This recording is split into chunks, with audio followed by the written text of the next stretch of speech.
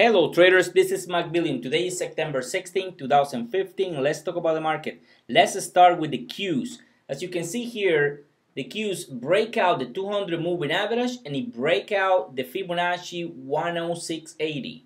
Nice breakout, no volume. DMI is bearish and strong, so I'm not buying here. What I want is a confirmation about today's high and I want to see volume.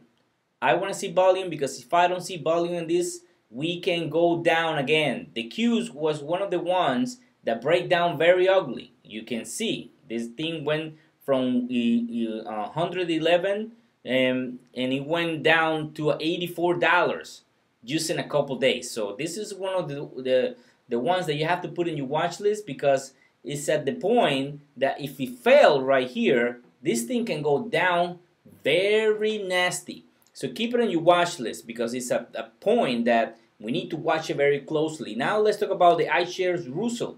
The iShares Russell is not out of the woods. I heard people saying today that is a breakout, is going to go. No, look at this. The Fibonacci 117.45 and this trend line resistance. So I wanted to break out this and cross to the bull line. This is the bull line. This is the bearish line. We can fail again right here and go down and retest the lows. So put it on your watch list because it's also at a good point and it's creating a pattern that you can trade for a fail out. Now, let's talk about the spider. The spider breakout again. Beautiful breakout, but I'm not buying this breakout yet. I need confirmation. Always wait for a confirmation. If it confirms about today's high, and we got a crossover. This one looks more bullish than the Qs because the directionals are very close, but I don't see volume yet. Then the level we need to watch is 203. Remember the 203 level, this level right here, was the support level for many months in 2015 and part of 2014. So we need to watch this level very closely because if you break out right here, it's only 1.5% away from that level. So you trade the breakout right here, it goes to 203, which is 1.5, and it fell, so it's not a good trade. So be careful right here. If we don't got a crossover and we test the 203, it's a bear. It's a bear and you need to go short. So I'm very ready. Now let's talk about Facebook. Again, right here, breaking out this resistance.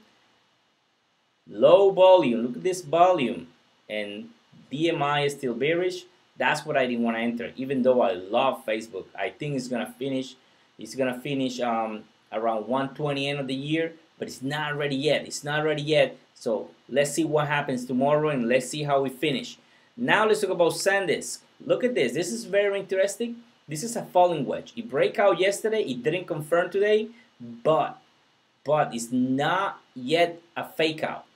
We need a confirmation below today's low, which is 54.43. If it goes below that level, this can be a beautiful short. It can go because it's on a falling wedge. It's at a point that it shouldn't break out right there. It can go down very fast. So put it on your watch list. Even though DMI is low, a fake out always generate a lot of money when you trade it very good. So now let's talk about the VIX. The VIX is still in this falling wedge. It's not out of the falling wedge. It's testing the 2154 and it can easily bounce from here. So it's a mixed signal right here that it doesn't let me go long as I want because there's a lot of things that are missing in this market, even though the Fed will, I'm sure, is going to come out with something to support the market because that's their job is to support the market in maintaining it at the levels, the highest levels for people. So let's see what happens tomorrow because I'm in standby waiting for a signal. Apple, that's the only position I have. And what I'm watching right here very closely, 115 is our stop.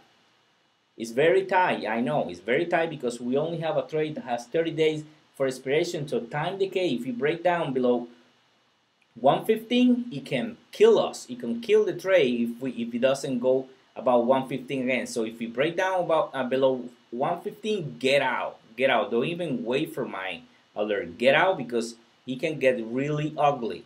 Now there's no volume at all. Everybody's waiting, and the DMI is still bearish. So I'm waiting to see if we can break out these 3 days moving sideways. Even though today the market was strong, it didn't move the way I wanted, but it's still holding the 115. So the trade is still valid, and that's why I keep it. So let's see what happens tomorrow, and be very careful at the 115 level. And we need to close about Monday's high, which is 116.58. That's the level that the bulls have to take out.